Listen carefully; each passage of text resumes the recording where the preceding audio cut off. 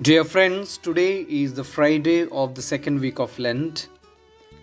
We have the Gospel taken from the Gospel of Matthew, chapter 21, verses from 33 to 43 and 45 and 46.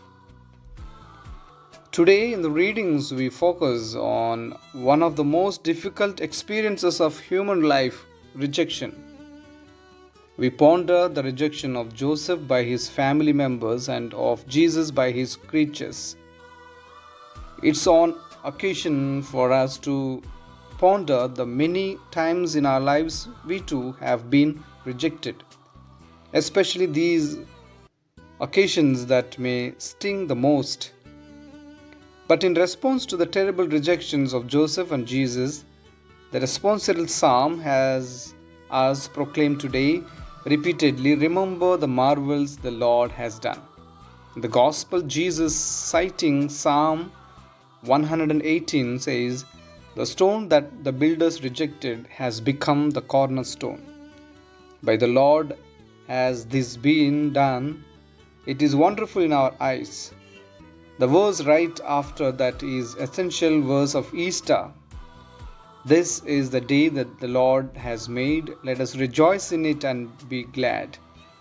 To prepare ourselves in Lent for Easter, we must enter more deeply into the experience of the rejection we see through sin, of the envy that causes it, and how God not only seeks marvelously to take away our sins and forgive them, but to make them part of our salvation. The first reading from the book of Genesis, we see how Joseph, the future patriarch's brothers, were envious of him because he was their father Jacob's favorite. The fact that he loved Joseph the most didn't mean he didn't love the other brothers. But their envy led them not only to close themselves to the love of their father had for them, but also the love they should have for him. Their envy led them, as Genesis tells us, to hate Joseph so much that they would not even greet him. And that interior position or poison led them much further. When Joseph went out to help his brothers tend the flocks in Dothan, the brothers conspired to plan to murder him and toss his dead body into a cistern and then lie about it to their father by saying a wild beast had devoured him. Jesus describes that betrayal and the envy that led to it in today's gospel.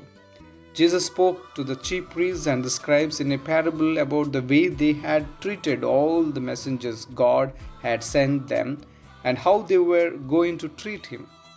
The prophets, Israel had often been referred as a vineyard planted by God. God had made the Israelites stewards of that vineyard, but expected a harvest when vintage time grew near. The prophets were the ones sent to remind them out of that yield of good deeds, but as Jesus said, one they beat, another they killed, and a third they stoned.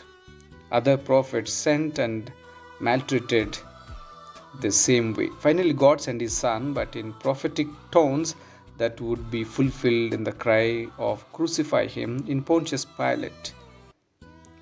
They shouted out, "This is the heir. Come, let us kill him and acquire his inheritance." They wanted to be owners, not stewards, and were prepared to kill in order to maintain their privileges. They wanted to be the ones in charge of the inheritance of faith, not God himself. The chief motivation behind the persecution of the prophets and the crucifixion of Jesus, it is implied, was envy. Envy that led to a hatred so much that resulted in homicide. As we reflect on this passage, let's also look into our lives and see what is my drawbacks or my sinfulness. Is it hatred or envy that is really disturbing?